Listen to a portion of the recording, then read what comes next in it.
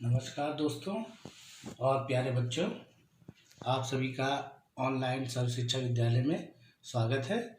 और जैसे की तरह पहले की तरह हम फिर आज उपस्थित हुए और इससे पहले हम लोग जो चर्चा कर रहे थे वो चर्चा कर रहे थे कक्षा विज्ञान वो कक्षा 7 के इतिहास और नागरिक जीवन में चर्चा कर रहे थे।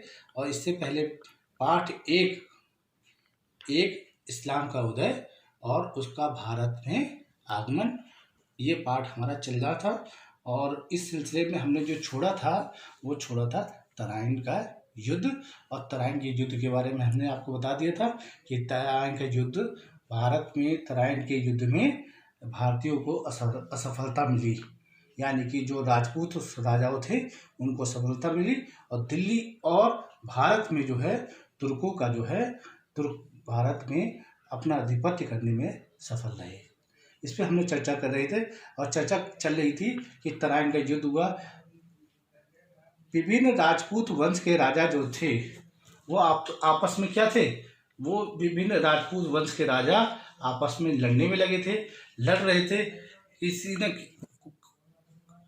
जमीन को लेके, अधिग्रहण को लेके आपस में लड़ रहे थे। एकता का अभाव था जिसका फायदा किसने उठाया? तुर्कों ने उठाया। और तराइन के युद्ध में तराइन का जो प्रथम युद्ध था मोहम्मद गौरी और पृथ्वीराज चौहान के बीच में हुआ और उस प्रथम युद्ध में पृथ्वीराज चौहान की जीत हो गई। लेकिन पृथ्वीराज चौहान की जीत के बाद अगले 1 साल के बाद पृथ्वीराज चौहान ने उस युद्ध को हल्के में लिया और दूसरी साल 1192 ईस्वी में तराइन का द्वितीय युद्ध तराइन के मैदान में हुआ। और तराइन के मैदान में होने के बाद एकता का अभाव, इस युद्ध में हमें ये दिखाई पड़ेगा यहाँ कहीं ना कहीं एकता जो है हमारी प्रभावित रही, जिसका नतीजा और परिणाम हमें भारत में पृथ्वीराज चौहान की हार के रूप में दिखाई पड़ रहा है। तो हमने आपको बताया पृथ्वीराज चौहान की हार हुई, पराजय हुई और द्वितीय युद्ध में, और तुर्कों का भारत में, तुर्क जो थे उनका भारत में स्थापत्य हो गया, दिल्ली और अजमेर में उनका कब्जा हो गया।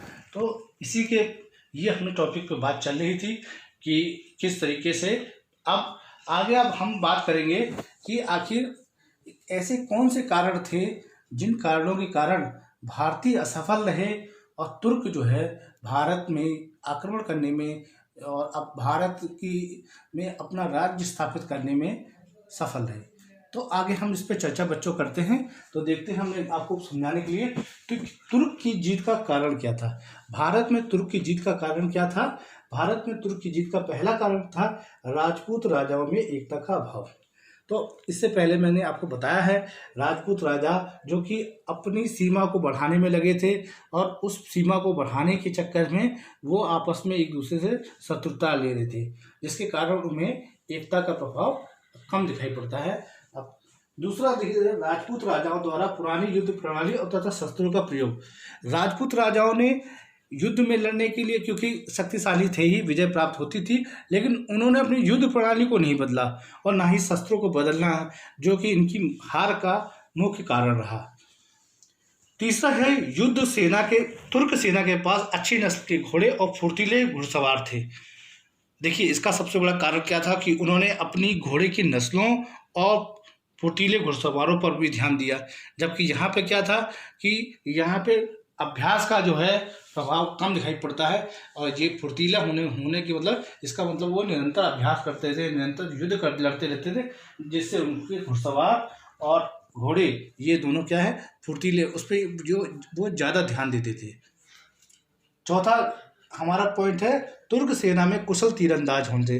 तो कुशल तीरंदाज यानी कि तुर्क जो है अपनी सेना में तीरंदाजों को महत्व अधिक देते थे, जिसका कारण भी उनका जीत का दिखाई पड़ता है कि वो आखिर जीतने में सफल रहे।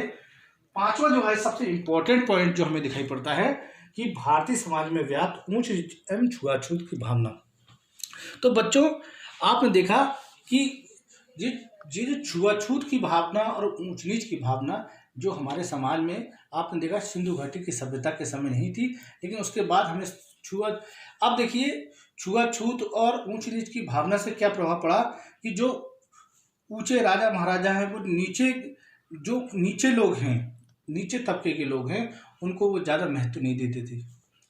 अब जब महत्व नहीं देंगे तो उनके मन में, उन जो निचले तबके के लोग हैं उनके मन में भी ये आएगा कि राजा हमको महत्व नहीं देते। अब कभी जब युद्ध होगा तब राजा कभी उनसे ये कहेंगे कि आओ हमारी सेना में भर्ती हो जाओ, हमारी मदद करो, राज्य पे खतरा है। तो उन्होंने कहा अब जब राजा की राज्य पे खतरा है तब हमें याद कर रहे हैं, वैसे कभी याद नहीं करते थे। तो ये जात पात ऊंच नीच की भावना नहीं, भारत हमें जो है भारत के लोगों को हमेशा गुलाम बनाए रखा। और आप देखेंगे ये तो पहला मुस्लिम आक्रमणकारी है। यही भावना ऊंच नीच और जात पात के कारण ही भारत अभी तुर्कों को गुलाम होगा, फिर आगे देखेंगे मुगलों का गुलाम होता है, फिर आप देखेंगे पुर्तगालियों का गुलाम होगा, फिर आप देखेंगे कि डचों का, उसके बाद फ्रांसीसी, फिर अंग्रेज। तो ये सिलसिला चलता ही रहेगा। इसलिए हमें ज़रूरत है हम अपनी सोच को बदलें और लोगों के साथ समानता का व्यवहार करें और लोगों के साथ मिलकर एक दूसरे के प्रति स्नेह और व्यक्ति को सबसे पहले जरूरी है हम व्यक्ति को अच्छा इंसान समझें और उसके साथ प्रेम और सद्भावना रखें, जिससे क्या होगा कि हमारे देश की प्रेम की डोर बढ़ती जाएगी, देश मजबूत होगा और देश मजबूत होगा तो हमारा राष्ट्र मजबूत होगा। ऐसी भावनाओं के साथ आज के लिए इतना ही। और जाने से पहले आप लोग मेरी वीडियो को जल्दी से सब्सक्राइब कर लें और कोई भी समस्या हो तो कमेंट कर सकते हैं आप, और अधिक से अधिक लाइक करें, शेयर करें और अपना प्यार और अपना आशीर्वाद बनाए रखें। आज के लिए इतना ही। धन्यवाद। नमस्कार।